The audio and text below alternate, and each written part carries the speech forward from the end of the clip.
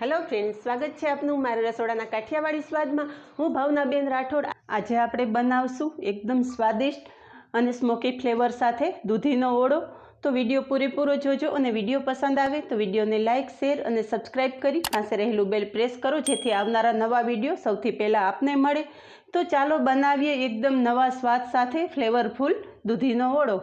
તો ઓળો બનાવવા માટે અહીંયા મેં 500 ગ્રામ એકદમ સરસ તાજી કૂણી દૂધી લીધેલી છે। તમે જોઈ શકો છો કે નખ આ રીતે અડતા તરત જ કટ થઈ જાય છે। એકદમ સરસ કૂણી દૂધી હશે તો તમારો ઓળો પણ એકદમ સ્વાદમાં મીઠો બનશે। તો પહેલાં તો દૂધી ઉપર આપણે ફોકની મદદથી કાણા કરી લેશું, જેથી દૂધી અંદર સુધી સારી રીતે શેકાઈ જાય। તો અહીંયા તમે જોઈ શકો છો કે આખી દૂધી ઉપર મેં આ રીતે ફોકની મદદથી કાણા કરી લીધા છે અને આપણી દૂધી એટલી કૂણી અને તાજી છે કે ફોકની મદદથી કાણા કરતાં અંદર રહેલો રસ પણ બહાર આવવા માંડ્યો છે। હવે દૂધી શેકી લેશું। તો દૂધી શેકવા માટે ગેસ ઉપર આ રીતે એક જાળી મૂકેલી છે। તો ફોકની મદદથી જે કાણા કરીને રાખેલી છે એ દૂધી રાખી દેશું જાળી ઉપર, અને દૂધીની સાથે જ 2 ડુંગળી અને 1 લસણ પણ શેકી લેશું। આ રીતે લસણ અને ડુંગળી તમે શેકી અને જ્યારે ઓળો બનાવશો તો ઓળામાં એકદમ સરસ સ્મોકી ફ્લેવર આવી જશે। તો આ રીતે પલટાવતા આપણે દૂધી શેકી લેશું અને એની સાથે ડુંગળી અને લસણ પણ આ રીતે થોડું ફેરવતા રહેશું। અહીં આપણું લસણ એકદમ સરસ શેકાઈ ગયું છે, તો લસણ આપણે નીચે ઉતારી લેશું। હવે અહીંયા તમે જોઈ શકો છો કે આપણી ડુંગળી પણ બધી બાજુ એકદમ સરસ શેકાઈ ગઈ છે। તો શેકાયેલી ડુંગળી લસણ સાથે લઈ લેશું અને ડુંગળી ઠંડી થતાં ચોપ કરી લેશું। દૂધીને બધી બાજુ આપણે સારી રીતે શેકી લેશું। અહીંયા થોડી વાર પલટાવતા આપણી દૂધી એકદમ સરસ શેકાઈ ગઈ છે। તો દૂધી છે શેકાણી છે કે નહીં એમ ચેક કરી લઈએ। તો અહીંયા હળવા હાથે તમે ચાકુ લગાવશો તો ચાકુ તમારું ઊંડે સુધી જતું રહે એ રીતે આપણી દૂધી શેકાયેલી હોવી જોઈએ। જો પ્રોપર દૂધી શેકાયેલી હશે તો ઓળાનો સ્વાદ પણ એકદમ સરસ ફ્લેવરફુલ બનશે। તો શેકાયેલી દૂધી આપણે ગેસ બંધ કરી અને ઉતારી લેશું। અહીં આપણી દૂધી સરસ ઠંડી થઈ ગઈ છે। ઘણા લોકો ગરમ દૂધીને પાણીમાં નાખી અને ઠંડી કરતા હોય છે, પણ આપણે આ રીતે દૂધી ઠંડી થયા પછી જ ઉપરની છાલ ઉતારશું। જો તમારે દૂધીના ઓળાનો પ્રોપર સ્વાદ જોતો હોય તો બિલકુલ ઉતાવળ કર્યા વગર દૂધી ઠંડી થવા દેવાની અને ઠંડી થયા પછી આ રીતે ચપ્પુની મદદથી ઉપરની છાલ ઉતારી લેવાની।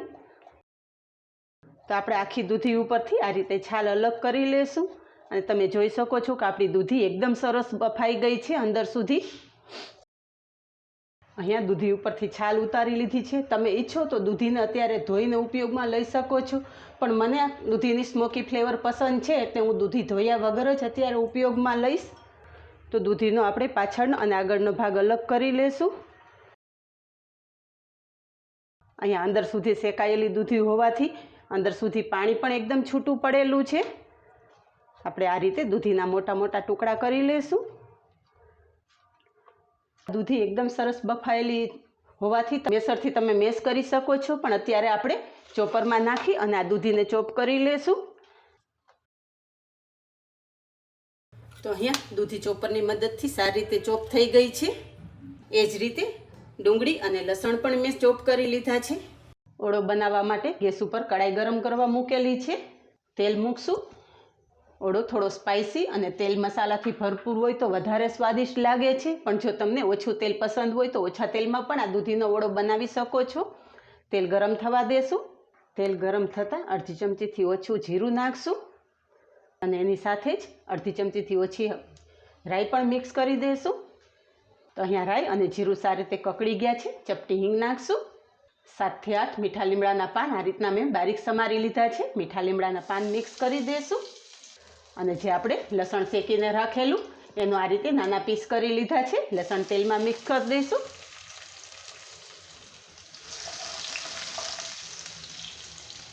લસણની સાથે જ 2 તીખા લીલા મરચાં અને 1 ટુકડો આદુનો મિક્સરમાં પીસી લીધેલા છે। તો આદુ મરચાંની પેસ્ટ પણ મિક્સ કરી દઈશું।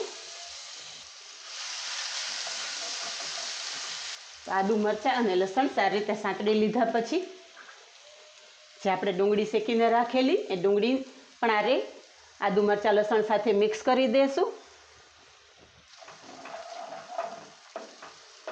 ફ્રેન્ડ્સ, આપણી કાઠિયાવાડી સ્વાદ ચેનલ ઉપર આપણે હમણાં ટૂંક સમય પહેલાં જ મેં દૂધીની ઢોકળીનું શાક મૂકેલું છે, જે બધાને ખૂબ જ પસંદ આવેલું. લિંક તમને ડિસ્ક્રિપ્શન બોક્સમાં આપી દઈશ.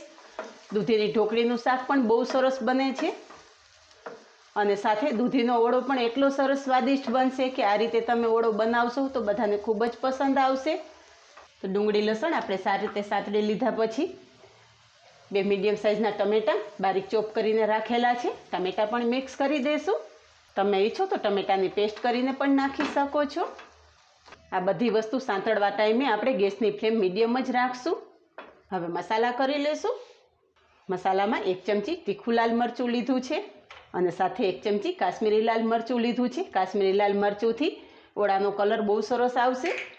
અડધી ચમચી હળદર, 1 ચમચી ધાણા જીરું અને સ્વાદ પ્રમાણે મીઠું મિક્સ કરશું. બધો જ મસાલો ડુંગળી ટમેટા સાથે સારી રીતે સાંતળી લેશું.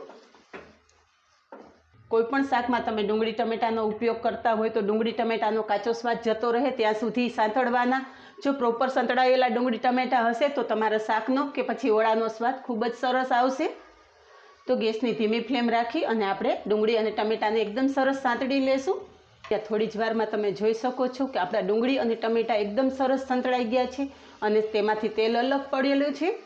તો આપણે જે ચોપ કરીને રાખેલી દૂધી છે એ મિક્સ કરી દઈશું.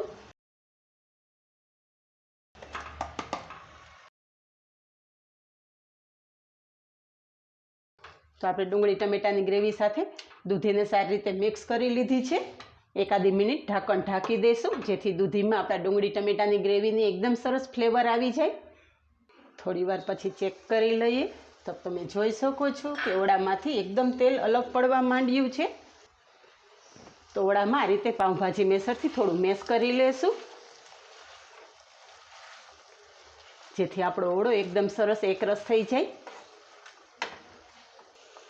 ઓળો વધારે સ્વાદિષ્ટ બનાવવા માટે થોડો ગરમ મસાલો મિક્સ કરશું અને સાથે જ બારીક સમારેલી કોથમરી પણ નાખશું અને સાથે જ અડધા લીંબુનો રસ પણ મિક્સ કરી દઈશું.